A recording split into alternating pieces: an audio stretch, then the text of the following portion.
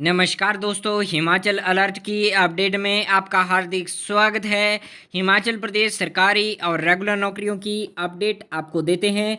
तो हिमाचल प्रदेश के पशुपालन विभाग से भर्ती की एक और नोटिफिकेशन जारी हो चुकी है। साथ में बात करेंगे Himachal Pradesh multi task worker भर्ती प्रक्रिया के बारे में। क्लास 4 के इन पदों को भी किया जाएगा इसमें शामिल और इन पदों पर भी होगी बड़ी भर्ती प्रक्रिया। चलिए दोस्तों, वीडियो को शुरू करते हैं और हिमाचल प्रदेश पशुपालन विभाग और हिमाचल प्रदेश एमटीएस वर्कर भर्ती प्रक्रिया के बारे में विस्तार से इसकी पूरी जानकारी आपके समक्ष साझा करेंगे। अगर आपने अभी तक हमारे चैनल को सब्सक्राइब नहीं किया है तो सब्सक्राइब कर लीजिएगा ताकि हिमाचल प्रदेश की हर अपडेट जो है आप तक पहुंच सके। तो दोस्तों, ये रहा अपडेट। हिमाचल प्रदेश के पशुपालन विभाग द्वारा 239 पदों को भरने के लिए आवेदन आमंत्रित किए गए थे। हिमाचल प्रदेश डिस्ट्रिक्ट कुल्लू की ये रिजेक्टेड लिस्ट जारी कर दी गई है। जिन भी अभ्यर्थियों ने डिस्ट्रिक्ट कुल्लू में अप्लाई किया था उनकी ये रिजेक्टेड लिस्ट रहने वाली है। आप देख सकते हैं कि किस कैंडिडेट का किस बेसिक के तौर पर जो है रिजेक्ट फॉर्म किया गया है। तो यहाँ ये लिस्ट और नेम आपके बताए गए हैं किस कारण आपका फॉर्म रिजेक्ट हुआ है। तो आप लिस्ट में चेकआउट कर सकते हैं। इसका लिंक मैं डिस्क्रिप्शन में दे दूंगा, आप वहाँ से चेकआउट कर सकते हैं। तो आपके जो है 375 कैंडिडेट इसमें बताए गए हैं। लाहौल स्पीति, कुल्लू, मंडी जिन भी अभ्यर्थियों ने यहाँ अप्लाई किया था तो ये इनकी लिस्ट रहने वाली है। तो ये था अपडेट। और आगे अपडेट है हिमाचल प्रदेश एमटीएस वर्कर भर्ती प्रक्रिया के बारे में।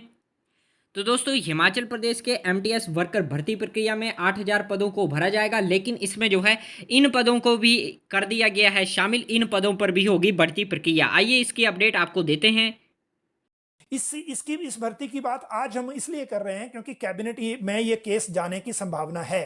अभी हालांकि एजेंडे में नहीं आया है। 24 तारीख की मीटिंग है, 23 तारीख की शाम तक एजेंडा तैयार होगा या 24 को 10:30 बजे सुबह मीटिंग है, तो 23 की शाम को आप मानिए। लेकिन पिछली कैबिनेट में इनफॉर्मली डिस्कशन हुआ था, लेकिन जो मिनट्स आए कैबिनेट के उसमें ये रिकॉर्ड नहीं हो पाया था। सरकार की कोशिश है कि जो करुणामूलक टाइप के जो आवेदन होते हैं, क्योंकि बाकी विभागों में 5% कोटा के कारण वहां सीलिंग लग जाती है तो वो वहां एडजस्ट हो नहीं पाते, तो यहां कुछ अगर हो पाए तो इनमें कर लें, क्योंकि पोस्ट हैं ये 8000 हैं। लेकिन जो दूसरी दिक्कत इसमें आ रही है वो ये है कि करुणामूलक भर्ती में क्लास 3 और क्लास 4 दो जो सेक्शन होते हैं जिनमें ये कैटेगरीज होती हैं, कैडर होते हैं जिनमें ये भर्तियां की जाती हैं करुणामूलक की।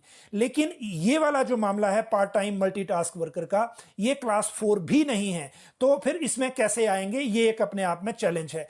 दूसरी बात, ये एक नई शर्त इस की भर्ती में पॉलिसी में है, जैसे कि अंशकालीन जलवाहकों में भी थी पॉलिसी में। इस पॉलिसी में भी एक शर्त है कि जो भी मल्टीटास्क वर्कर नियुक्त होगा स्कूलों में, वो अपनी जॉब को कॉन्ट्रैक्ट में या रेगुलर में करने के लिए क्लेम नहीं कर पाएगा। हालांकि जैसे अंशकालीन जलवाहक हैं उनकी पॉलिसी में भी ये बात थी, लेकिन बाद में उनको सरकार 8 साल के सर्विस के बाद पहले जो सिस्टम है उसके हिसाब से रेगुलर कर रही है।